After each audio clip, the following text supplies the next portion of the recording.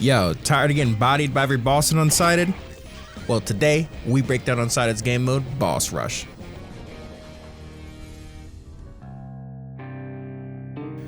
Boss Rush is the tried and true fight all bosses game mode.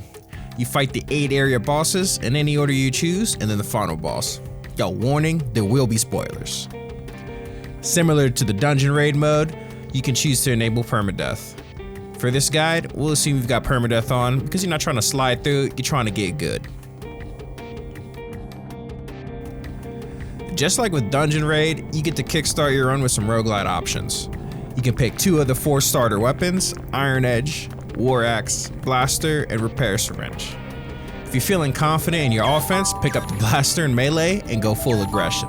If you're looking for a little bit safer start, pick a melee weapon and Repair Syringe, play it slow, play it safe. Next, you'll get dealt a hand of chips that you can choose 2 options from. Consider your playstyle and weapon choice when choosing a build from the chips.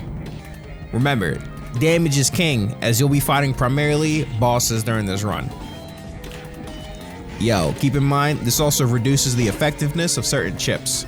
Things like the vampire chip won't be as effective as you won't be killing so many enemies or wading through rooms of mobs. On the flip side, some chips have more bang for their buck. Things like the auto syringe chip, which will fill up your syringe over time, or the greed chip, which will let you really capitalize on these shop rooms after every boss. Here are some go-to chip combos for conquering this game mode. The greed chip plus whatever you can find is a pretty low investment way to run a build based on the economy of the shop rooms. It gives you a big money advantage and allows you to buy upgrades for your weapons early and really kind of decide how you want to play moving forward. The Parry Master and the Max Combo chip are one of my favorite chip pairs. It allows for big damage, doing about 1/3 or even more of the boss's damage in one parry window. Huge damage. Big emphasis on the 3x combo multiplier as well. If you're willing to risk it for the biscuit, the virus chip, the risk chip, and the aggression chip all allow for big damage at the cost of some downsides. The virus chip reduces the amount of health you have by half. The risk chip only activates when your health is low, and the aggression chip increases the amount of damage you take. All of these chips can also be combined for real big damage, but at what cost?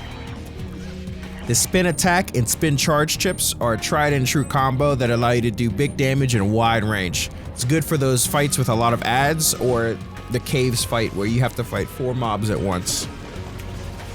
And last, but certainly not least, the double barrel grenade spread. Reload chip destruction. This requires a few moving parts, but once you get it going, it just obliterates everything. Just everything. Nothing can stand in its way. This also works with the shotgun, so if you prefer to build up that combo meter and also use a shotgun and also use a weapon, like that's also a great build, and I think I have some example footage right now actually to show you.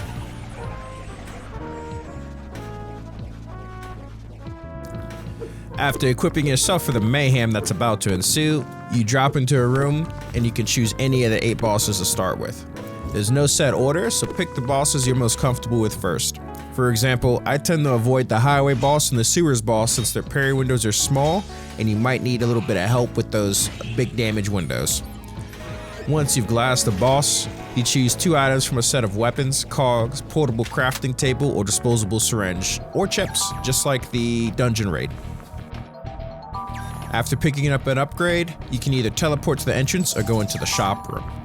The shop room lets you buy the previous mentioned upgrades, as well as allowing you to upgrade your weapon. This is also where you can find the crafting table, so you can craft cogs if you need them, which you will, because cogs are how you can really pop off in this game mode and get that sub 10 completion. At first, I wasn't sure if crafting was really worth it, but if you can even make 1 extra attack cog or 1 reload cog from the materials you get, it really makes a difference in getting your time down. Once done in the shop or boss room, you're yeeted back to the entrance to blast the next boss. Once the 8 bosses are defeated, you can move on to the final boss. This is a spoiler, so if you haven't beaten the main game yet, get back to work and come back once you're done. This is a true test of all the upgrade decisions you've made because you don't have the meteor weapon to really speed up the fight. He's got a huge health pool, and it's a very long fight, and you really need to optimize all of your openings in order to get that boss down quickly.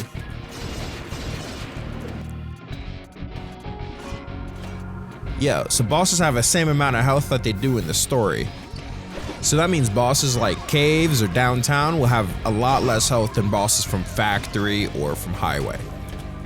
Remember, you can fight the bosses in any order, not just the story mandated order, so use this flexibility to your advantage. For example, I don't tend to fight the highway boss until later when I have a good ranged weapon that I can deal with the ads and the boss while I'm jumping from bird to bird. Vice versa, if I have a strong melee build, I'll tend to go to factory early since that boss solely relies on how good your parrying is and the damage you can do in between parry windows. Building your combo gauge effectively is key in order to shorten the gap between you and the boss. Also, using stamina bursts is key in order to keep up the pressure and stay safe. If you have any questions about either of these mechanics, check out my 5 Unsighted tips video, get in the know. Damage is king in this game mode, so make sure you upgrade your main source of damage ASAP. Consider how cogs can enhance your build to blast bosses to oblivion. Cogs can also give you a second lifeline. Defense cogs and revive cogs are key for making sure you can make it through these bosses without taking too much damage or dying. For some of these ranged builds, like grenade spread, shotgun, or even doctor's pistol, the reload cog turns them up to 11. The most important thing though, don't be afraid to switch your playstyle if given an opportunity for big damn. The most important thing is taking advantage of these limited resources and turning them into ways to annihilate the bosses. So have an open mind and you can really make it through despite what hand you're dealt at the beginning. Yo, thanks again for checking out this Unsighted boss guide. Remember these key points and you'll succeed. Pick a good weapon, pick a build that supports your weapon, get some cogs that support your build, and really focus on getting this damage out, and you'll have a successful time every time. If any of this information was helpful, like, subscribe, and let me know which builds helped you beat that 10-minute timer and got that achievement in Unsighted's Boss Rush game mode. Till next time, y'all, thirst out. Peace.